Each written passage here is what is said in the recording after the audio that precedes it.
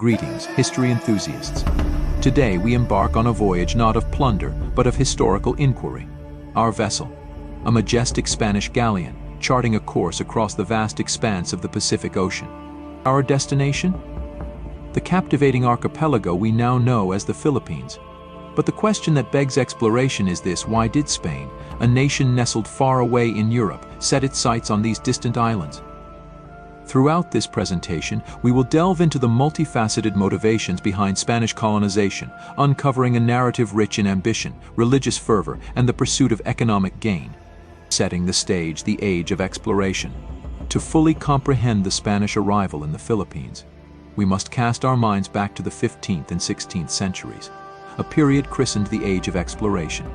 European nations, particularly Portugal and Spain, were locked in a fierce competition for wealth, prestige, and dominance on the world stage.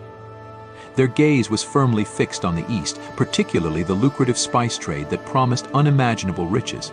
Cloves, nutmeg, cinnamon, these spices were the gold dust of the era, fetching exorbitant prices in Europe and fueling the relentless quest for new trade routes.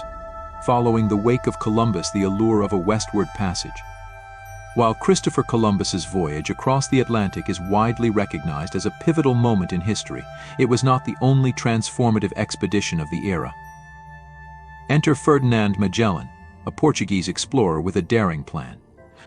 In 1519, he secured the backing of the Spanish crown for a revolutionary endeavor, a westward route to the Spice Islands, achieved by navigating around the Americas. This audacious proposal epitomized the spirit of exploration that defined the age. Magellan's mishap and a historic circumnavigation. Magellan's voyage was an odyssey of epic proportions. He became the first European to navigate the vast Pacific Ocean, a feat that had never been attempted before. However, fate would intervene. Magellan himself wouldn't live to see the Spice Islands. He perished during a skirmish with a local chief in the Philippines. Nevertheless, his remaining crew persevered, reaching their objective, the Spice Islands, before eventually limping back to Spain. They had achieved the seemingly impossible, the first ever circumnavigation of the globe. The Philippines, a strategic stepping stone in the Pacific. The Philippines, while not precisely the Spice Islands themselves, offered something equally valuable: a strategic location. These islands straddled a crucial trade route, providing a much-needed rest stop for weary sailors traversing the long haul between the Americas and Asia. Imagine months spent on a cramped galleon. The Philippines must have seemed like a haven.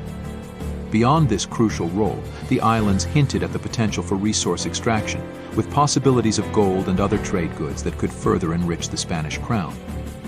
God, gold, and glory, the intertwined goals of Spanish colonialism. Spain's motivations for colonization in the Philippines were not singular. They were a complex web of economic, religious, and political aspirations. The crown, invigorated by its newfound wealth from the Americas, craved a larger slice of the Asian trade pie. The Philippines, with its potential for spices and other resources, offered a tantalizing opportunity. However, economic gain wasn't the sole driving force. Spain, a deeply Catholic nation, was also fueled by a fervent desire to spread Christianity. The arrival of missionaries alongside soldiers marked the beginning of a religious transformation in the Philippines. The crown believed that by converting the indigenous population, they were not just securing new territories, but also new souls for the Catholic Church. This intertwined ambition of God, gold, and glory fueled Spanish expansionist policies throughout the globe. The encomienda system, exploitation, and the seeds of resistance. To establish control over the Philippines and extract resources, Spain implemented a system called the encomienda. This system essentially granted colonists control over Filipino communities and their tribute.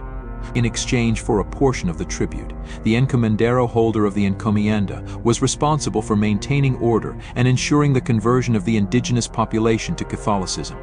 However, the encomienda system was rife with exploitation. Encomenderos often demanded excessive tribute, leading to hardship and resentment among the Filipinos. Forced labor and harsh treatment became commonplace, sparking rebellions and uprisings throughout the archipelago. This dynamic of exploitation and resistance would define much of the Spanish colonial period in the Philippines.